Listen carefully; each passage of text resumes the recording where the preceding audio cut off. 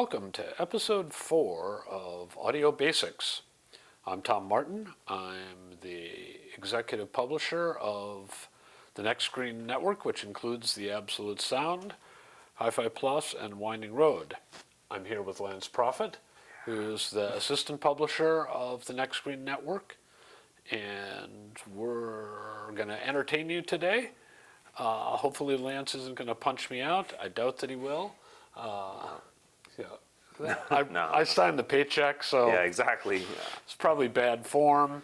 Anyway, in this episode, we're going to cover the last 4 of the top 10 elements you can use to judge sound quality. They're really things you're looking for if you're shopping for a stereo at kind of the fundamental level.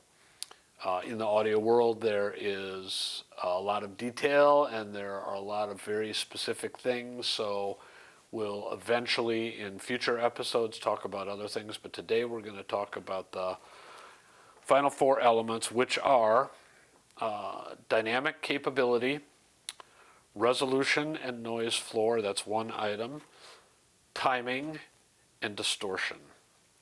So, without further ado, are you ready for this, Lance? I'm ready. I got my notepad here. I'm ready to take some notes. Yeah. Cool. So let's first talk about dynamic capability, which probably sounds pretty straightforward. I hope it is. But music, since we've been talking a lot about different instruments, and we've been talking about resonance, and we've been talking about overtone, and we've been talking about sound staging, one of the fundamental characteristics about music, which is like almost so obvious you don't think about it is dynamic. It's kind of what gives music life. So sometimes it's soft, and sometimes it's loud. And we'll see how Nikon did with the automatic level control there, but you know what I mean. It goes from soft to loud, and sometimes very rapidly, sometimes it builds up over time, but there's a dynamic element to music that is part of what we really enjoy. I know Lance is a fan of, I don't even know what you call it, metal? Hard rock, yeah. Hard rock. There's levels to the metal game. I'm not yeah, too hardcore in it. You're not too hardcore there, okay. Anyway, but in hard rock, there's definitely quite a bit of room for dynamics. At the same time, there's a lot of music, I guess. I'm not really a metal guy, so I don't exactly know what I'm talking about, but there's certainly some loud music that kind of isn't that dynamic because people are just churning away, wailing on their strats and pounding on their drums and doing the stuff that they do.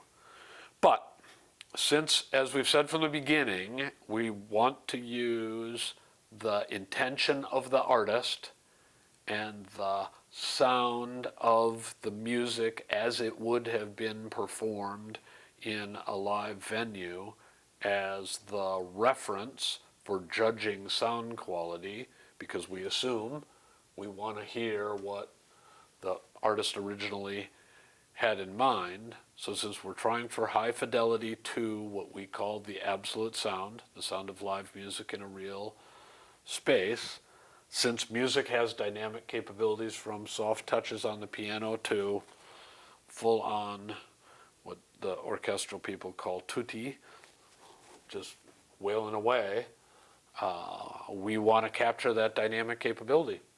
Pretty simple and straightforward, but probably one of the most important things that distinguishes a mediocre or inferior stereo system from a really, really good one. I will say one little thing about equipment. We've tried to stay away from equipment here, but the capability to produce dynamics, especially rim shots, percussive sounds, takes way more power than you would think.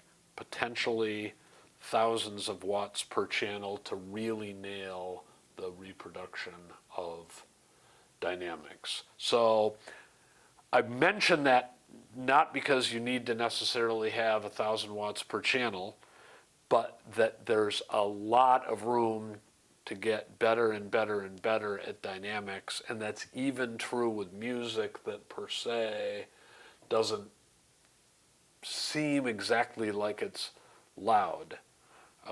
So now when you've mentioned like the loudness of the music itself, and you've mentioned potentially thousands of watts per channel, are we talking, does dynamic capability, is that direct correlation to how loud? Is it loudness? Yes and no. So it's a really good question.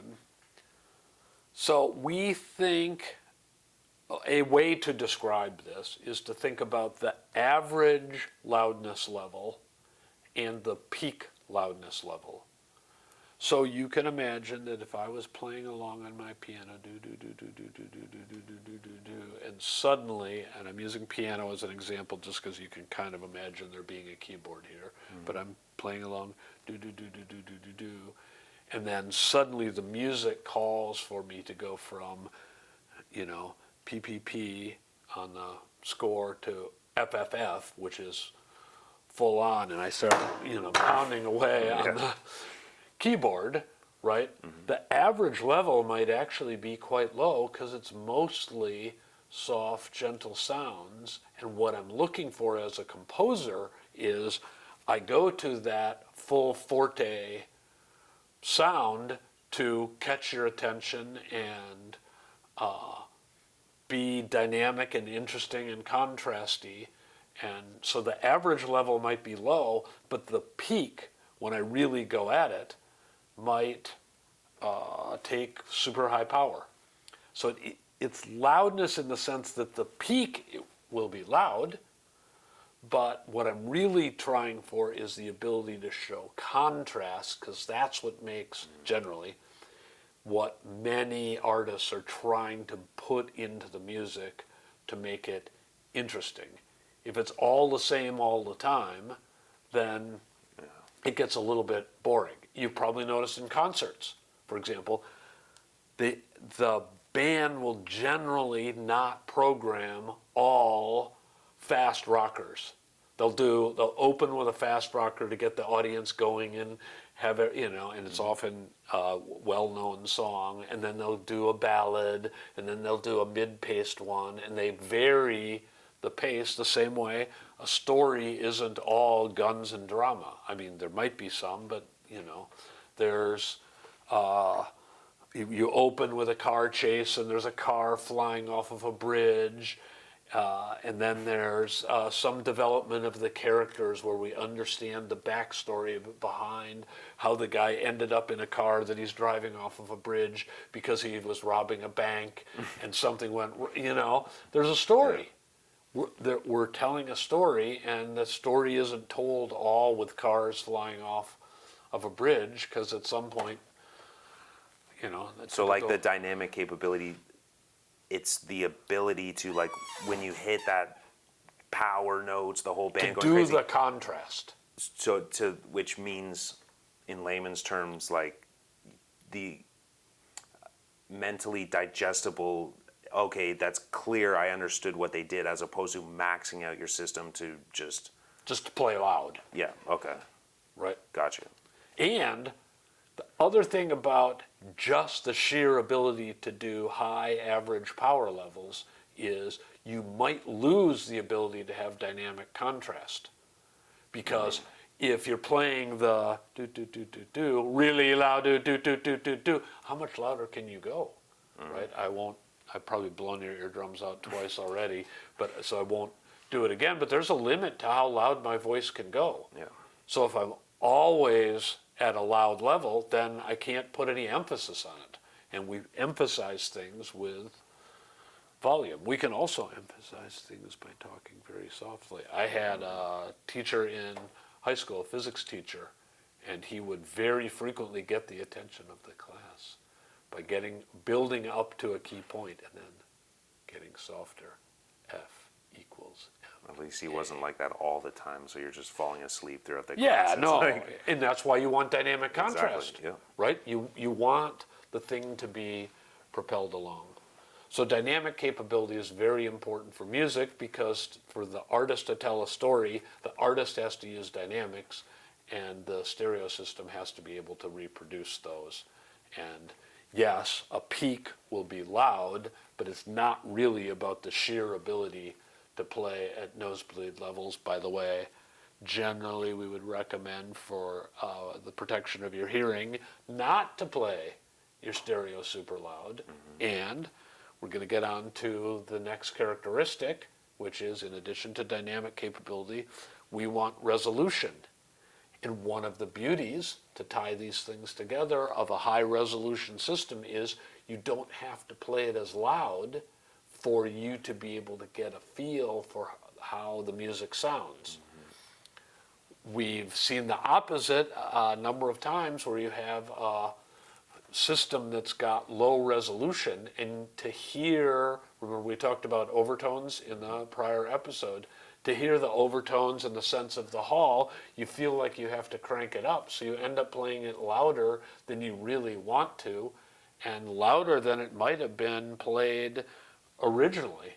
It's really interesting to go to the concert hall and hear classical music reproduced and realize how it's often softer than you play your stereo. Because you're playing your stereo to try to get resolution, detail. You're trying to hear the total shape of the sound of the instruments, and the less resolution you have, the louder you have to play it to get those soft tones, to try to get them to come out, and sometimes they just aren't there. Sometimes they're lost in, one way to think about this is we package resolution and noise floor together, because you can imagine if there's a very soft sound and you were listening to your audio system in your car, you might have a hard time hearing those really soft sounds because the car is much noisier than your home. We measure volume on a decibel scale. So loud is, let's say, 100 decibels. Jet engine at, I forget the distance, but outside, somewhat near a jet engine is like 120 or 130 dB. That's super danger territory. Damage occurs to your hearing in maybe a few seconds, so you don't even want to go there. But I would say what we normally would consider loud music is something in the 100 dB range. Which, by the way, I'm sorry to bring it up again. It's not like I'm obsessed with AC/DC, but those two guys, they actually have. I wonder if the dementia is because of they're deaf. They're like they're used to playing in front of these stacks for like years. I'm not a doctor, but there definitely is a relationship between hearing loss and dementia.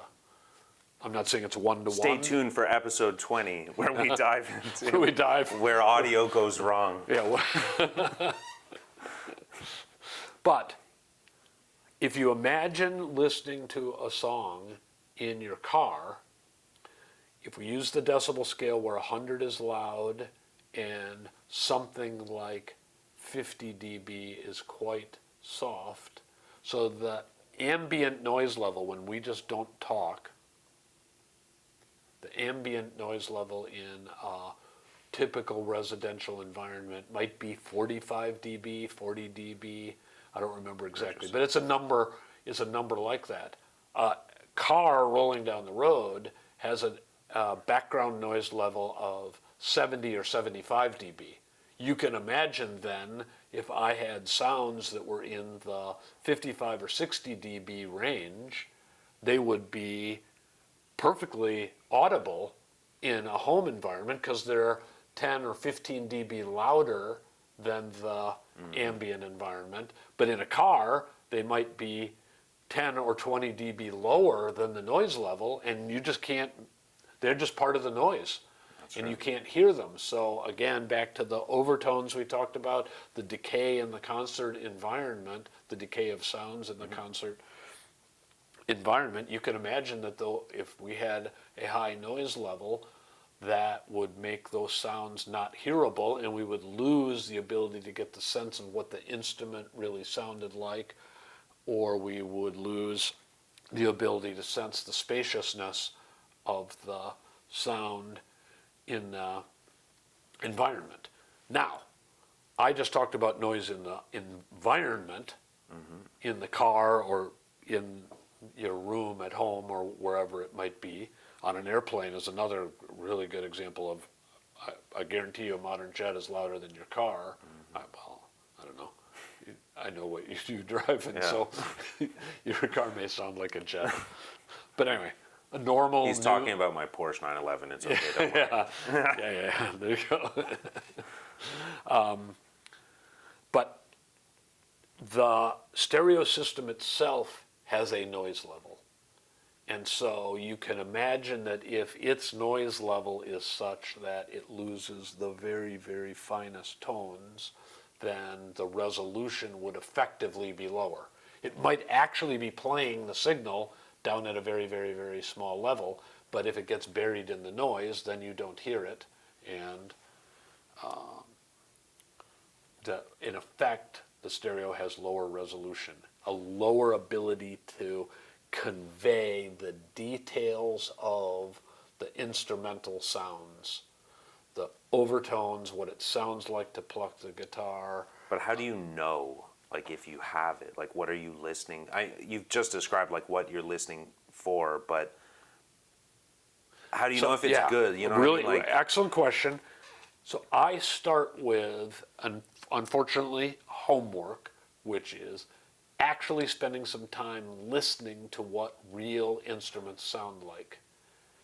And then, when you listen to it on a stereo, I think you will know that almost all stereos, even really good ones, are an approximation of what that real instrument sounds like. Sometimes it's a super good approximation, and you're like, whoa. And sometimes it's like, okay. I mean, I know it's a guitar. I might even, of course, I probably can clearly hear that it's an acoustic guitar versus an electric guitar, but I know somehow it doesn't sound real. And then I hear a better stereo with more detail, and I'm like, ooh, that sounds like I wiped some goo off of my glasses. Now, neither of us are wearing glasses right now, but you know what I mean. I turned on the windshield wipers. It's just clearer.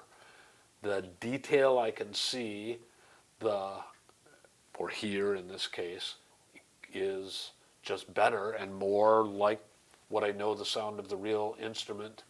makes sense. So it's just it's almost like a muscle memory in a sense that, like, you have to, obviously you hear the real instrument. We know it's never quite that, but you really need to compare against other stereos almost to see where you're at. Yeah, and then when you hear other stereos, you will start to notice, oh, yeah, that one, okay, pretty good.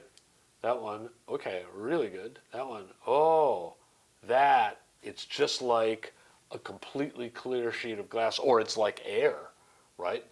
I've seen clear glass where you're like, wow, that's really nice. But if you step outside, it's dog even that nicer. runs into the glass door or something. Yeah, or even the no, people, right? that stuff can happen, for sure. And really, even though I'm talking about like studying the sound of instruments and so on, which I highly recommend and is a very good thing to do, you don't have to go that far. I claim you know this. I claim when I play a stereo that has got mediocre resolution, you're like, okay, that sounds nice. And if it's got good frequency balance and decent stereo width, you'll be like, oh, that's a good stereo. And then when you hear a great stereo, you'll immediately know it's a more detailed, resolved presentation that sounds more real. Makes sense. You Of just, course, for sure. like your muscle memory point, you will know because you've spent your entire life listening to sounds. Think of the total number of sounds you've heard. I mean, real sounds. And one of the reasons that people love for the resolution kinds of things I'm talking about to use female voice is we almost all have a pretty good idea of what female voices sound like because we've listened to our mothers and our friends and business colleagues and whoever it might be, and we kind of know what those things sound like in real life. And there you go. Yeah. All right. So that's dynamic capability, and resolution is kind of the other end, really, of how we think about dynamic capability. We tend to think about dynamics as being able to go, rim shot, peak sound. We think of resolution, which is really just dynamic capability by another word, as being able to go do very fine sounds well and properly. We'll come back in a minute after a word from our sponsors and talk about the last two of the 10 major elements of what makes a stereo good.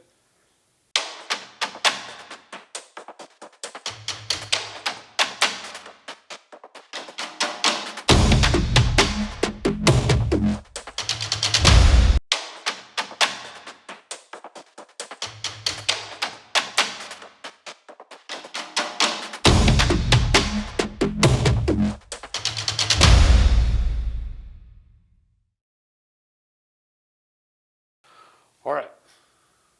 Now let's talk about the final two dimensions. And the next one is a slightly tricky one to understand, and yet I guarantee you when you hear it, you will know it right away. And that is a parameter that's called timing. So music, as those of you who studied it will know, music is written on in scores on tablature with notes, and those notes specify times when the note is to be played and how long the note is to be held. So timing is actually fundamental to music. And if I were a musician, I would whip out my piano or my Stratocaster or something now and play you a song and screw up the timing, and you would immediately know. Yeah, it's the difference between amateur and pro bands. It's like Totally. The amateurs can be, I want to say, great musicians in their own right, but it's not that precision timing that it's just like, these guys are pros. There are stories after story after story of bands that were good songwriters, and they got to the studio, and there was one band member, frequently the drummer, because he's in charge of timing, who really wasn't at the pro level. And it's one of the reasons that there's a whole cadre of studio musicians who know exactly what they're doing, and a lot of their expertise is in being able to play to time very precisely, because the producers of the recordings know that you can hear when the time is off. And again, just like dynamics bring life to the proceedings, time also gives life to it. And when you play something, when you slow it down, there's a band, actually, it's an interesting one to check out, who plays with time to really change the character of songs. They're artists at doing it, but the band's called Cowboy Junkies. Okay. And they'll take a song and like slow it down by half. And it completely changes how the song sounds. Open up Spotify or Tidal or whatever you use for streaming and try it out. But look up Cowboy Junkies. I highly recommend their first album. Is it original music, or they take covers and I mess with think the... they do quite a few covers. I think some of it's original. I don't remember because it's, I don't know, 30 years ago or something. Some of these covers, though, are so original in their own right. Yeah. Like, I was listening to Cake War Pigs, so Black Sabbath War Pigs. They mess with the timing a bit, but there's a lot of horns in it. They Yep. redo the song amazing. I think it's awesome. So, Yep. yeah, I'll So- definitely check those guys out. So time matters, and I'm suggesting with Cowboy Junkies you can change timing and come up with a really, like you're saying, pretty much a different song. But if you mess up the timing, then it's just, I mean, you will know. And what a stereo can do is a stereo can't, if it's operating properly, a stereo isn't going to change the time signature or anything dramatic like that, but it still can make it a little bit off sounding. Well, And you did warn me. I, at one point, had a 5.1 system all at the front, and you warned me that the timing, because of the what would have been satellite speakers, the timing is that's. But going back to what a Yeah. 2-channel system, as long as it's set up properly, it won't particularly mess up the timing. But and yet it will. So Interesting. here's a really good example.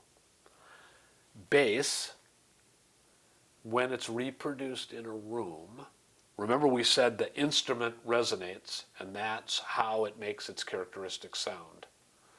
Bass in a room will have a decay time. We don't want it to be long, but in many real rooms, the decay time of what the stereo is reproducing will be longer than it should be, and that makes the bass note kind of hang on for 100, 200, 500 milliseconds, that's half a second, and it slows down the feeling of the song. interesting. So now if you have, million note per second guitar player, Joe Satriani, for example, okay? Get the album Surfing with the Alien, and Joe plays, I don't honestly know how he does it, because I'm pretty sure it's like one guitar, not overdubbed. Yeah, he's crazy. He's just crazy dude, but you can't take music like that and then have the bass just plodding along with boo. It just is out of character with the music. And so the stereo can effectively slow things down, particularly in the bass, by the way the sound is reproduced in the room. And timing is so important that these little defects in how time is reproduced can throw off the feeling of Interesting. the whole track that you're playing and make it be like, okay, it's usually the difference between great and good, or the difference between good and okay. We're usually, despite your 5.1 wall of sound system, we're usually not talking about going from great to terrible. But if you're going to pay good money for hi-fi equipment and you want your music reproduced well, then you don't want merely good, you want great. And So how do you know if you have that? so I particularly like to listen to percussion because the kick drum and the synchronization of the kick drum with bass is often what drives the music along in a song. And if you listen to two different stereos, I think you will hear very frequently that one of them sounds rhythmic and alive and tight, and one of them sounds a little slow. You might not literally think about it as slow, it might sound heavy, but it just doesn't, it doesn't have that groove. It's less groove driven on songs that need that, and I think you can hear that. Now, are you talking 2.1 with the subwoofer systems or a traditional 2-channel stereo with just the speakers, like, or just bass in general? So, yes, yes, and yes. Okay. So with a subwoofer, the issues are often amplified.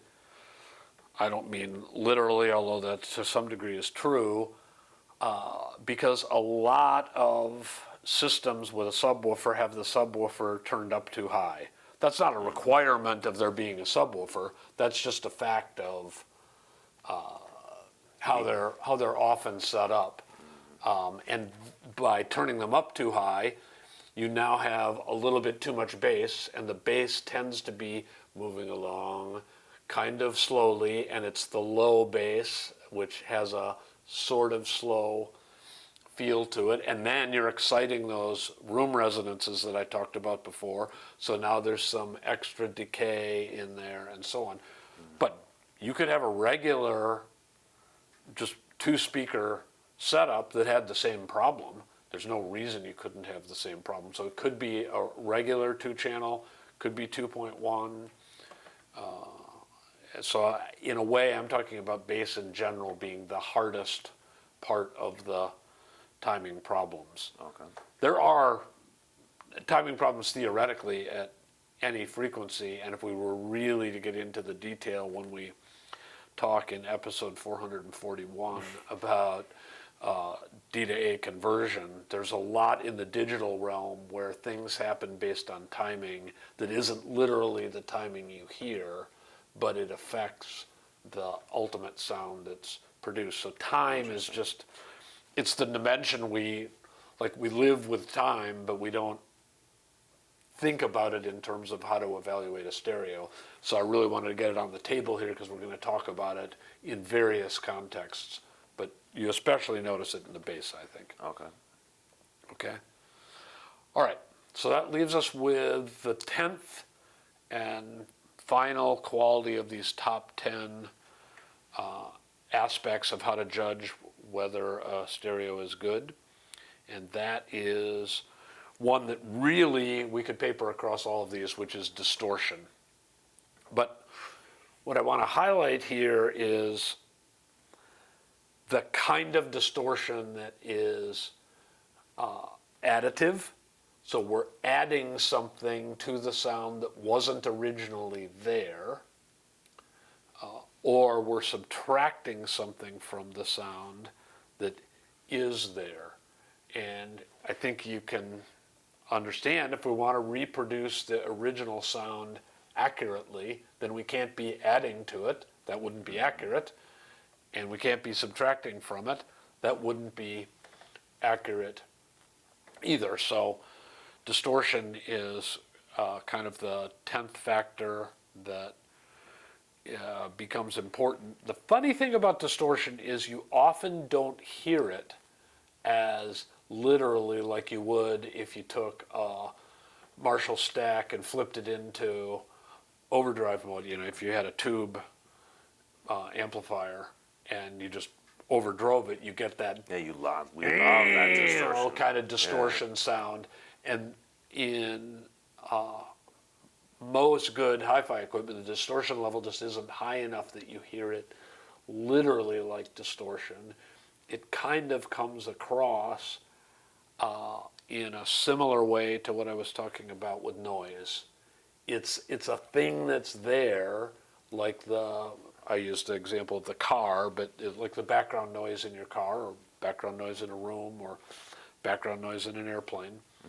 Mm-hmm. It's there, and it makes it harder to hear the delicate, nuanced sounds.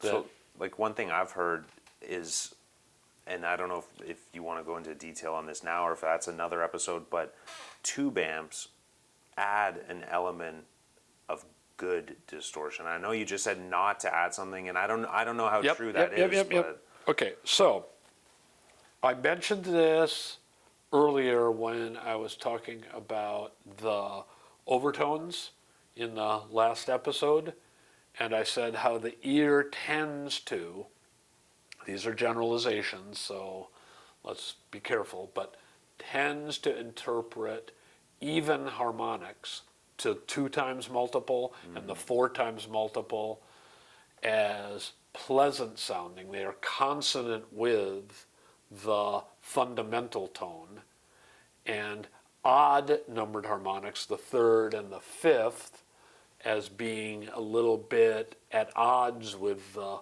main tone and therefore what's called dissonant. Consonant, even harmonics; dissonant, odd harmonics is the way we tend to think about it and talk about it.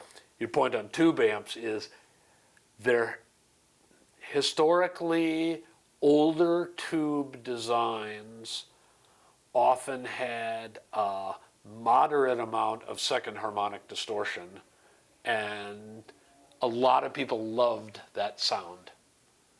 I would say modern tube amps are fully competitive with solid state amps on the level of distortion, but that's not to say that there aren't classic designs that have a little bit of second harmonic and that just richens up the sound a little bit. Interesting. So you have to ask a whole set of questions. Yeah, that I'm we like, won't then get which into one now. is the Yeah. proper recreation? Because if you enjoy what you're hearing, did we actually add something to it, or is it like... you're onto a really fundamental thing. Okay. So let me just finish with what audiophiles will say on average is that they have learned over time that manipulating the sound to make it better is often a short-term gain for long-term pain. It sounds attractive at first, but then there are different kinds of music where it doesn't work, and so it's be careful is all I would say. Again, this is all about fun. So if you just love second harmonic distortion and in modest amounts, I'd say great, because everything has distortion. All amplifiers have distortion. All speakers have distortion. Everything has distortion. So we're sort of, pick your poison isn't the right thing to say, but it's not like we have the choice to have or not have distortion. It's how much, where, of what type, and there certainly could be trade-offs where a little bit of second harmonic distortion is, all things considered, the best Not bad, choice or- you yeah. face, Okay. right? We're living in the real world with real equipment on real budgets. And yeah, I've heard, when we go into the history of audio, we'll talk more about tube amps and how wonderful they can be. Cool. Okay? So I hope you've enjoyed episode 4 of Audio Basics. Any final thoughts, Lance? Just please like and subscribe. Hit that bell icon to be notified when our next series or episode drops. And thank you for watching. Yep. Thanks. We'll See you next time.